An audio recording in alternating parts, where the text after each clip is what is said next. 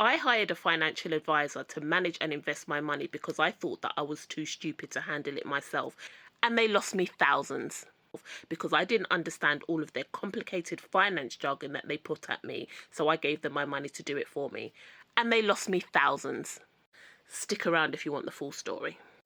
If you've not seen me before, my name's Harriet and I've paid off £120,000 worth of debt and I became debt free. When I became debt free, I had money because rather than me paying all of these debtors that I owed money to, I had the money. So I was like, okay, I should be doing something with this money. Logical thing to do was, okay, I need to save it. Saved a bit of money and then people started saying, no, you need to invest, you need to invest. So I'm like, cool, need to invest. Question. How do you invest? I don't know how to invest. All I knew before was just debt, debt, and more debt.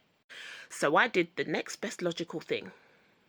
I Googled, how do you invest? So I read a few articles and then they said, okay, you need an account. So what did I do again? I Googled, what accounts can you invest in? Hargreaves and Lansdown was one of the first that came up. So what did I do? I opened a Hargreaves and Lansdown account. I'm like, cool, I'm getting this investing stuff. So I opened the account. Then they're like, next, you need to fund the account. You need to add money into the account. I'm like, great. Do the transfer, add money into the account. I'm like, cool, step 2. I can do this. I'm an investor now. Well, not quite yet.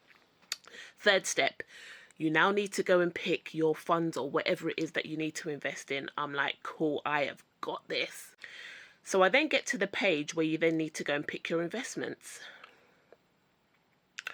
And there were literally hundreds.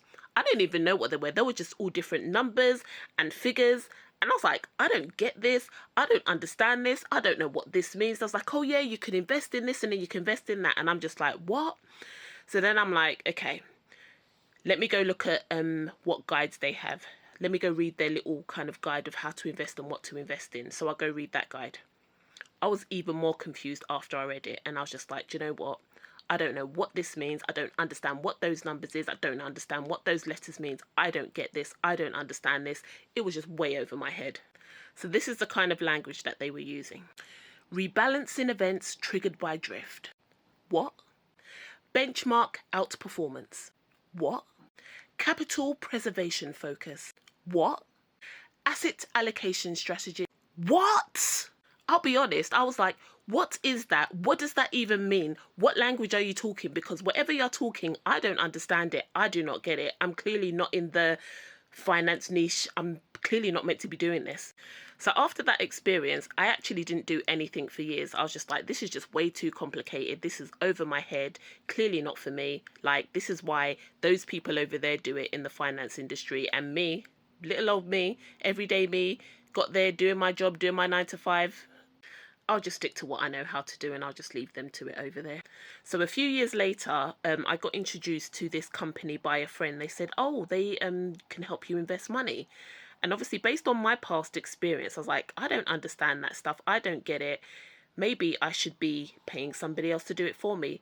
But catch the joke. At the time I signed up, I actually didn't know it was a financial advisor. I only found out later on down the line. So at the time I was like, I'm clearly not smart enough for this investing stuff. The stuff that they're talking about is a language that I clearly don't understand, I clearly don't get. So rather than me not doing anything, let me pay somebody to do it on my behalf. So I was like, cool. I didn't understand what I was investing in.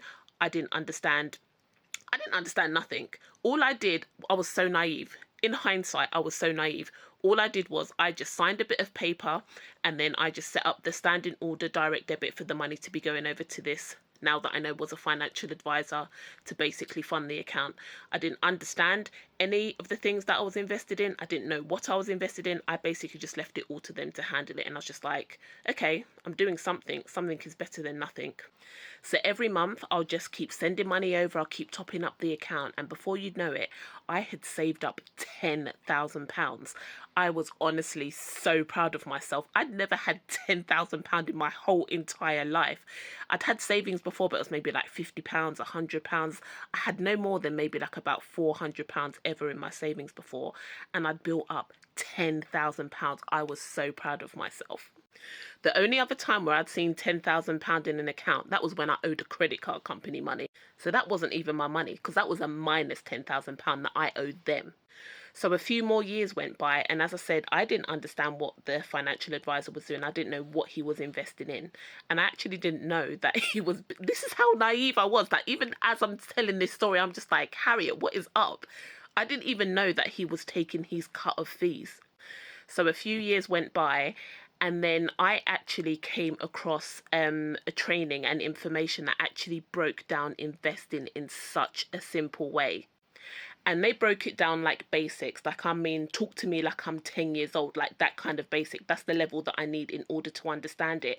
And when they broke down what actually investing was and what the financial advisor was doing, and it wasn't as difficult as what I thought it was. All of their finance jargon words that they were using, when it was broken down to me in plain English, it wasn't as difficult as they had made out it to be. So after years of actually not checking the account, I was like, let me go and actually check what I'm actually invested in, because now I understood what they was talking about. So I log into the account, and remember, I had £10,000 in the account, and I'd been topping this up also for years. So I don't even know in total how much I had. So why, when I log into the account, do I see 7,000 something?